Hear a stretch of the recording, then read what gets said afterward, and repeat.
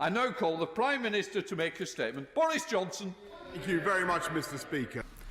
We've already vaccinated more people in this country than in the rest of Europe combined. And we will give the House the maximum possible transparency about our acceleration of this effort, publishing daily updates online from Monday, so that jab by jab, honourable members can scrutinise the progress being made every single day. Yet, as we take this giant leap towards finally overcoming the virus and reclaiming our lives, we have to contend with the new variant, which is between 50 and 70% more contagious. The old variant, which the House agreed last month, the tiers that the House agreed last month, was working with the old variant. But alas, this mutation, spreading with frightening ease and speed, in spite of the sterling work of the British public, this mutation has led to more cases than we've seen ever before, numbers that, alas, cannot be explained away by the meteoric rise in testing. But to return to a national lockdown in England with similar measures being adopted.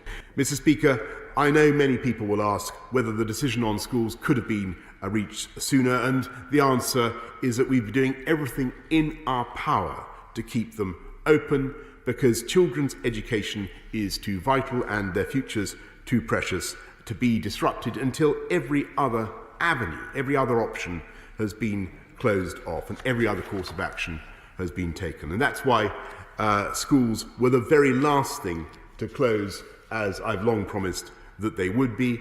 And when we begin to move out of lockdown, I promise that they will be the very first things to reopen. That moment may come after the February half-term, although we should remain extremely cautious about the timetable ahead. And as was the case last spring, our emergence from the lockdown cocoon will not be a big bang, Mr. Speaker, but a gradual unwrapping.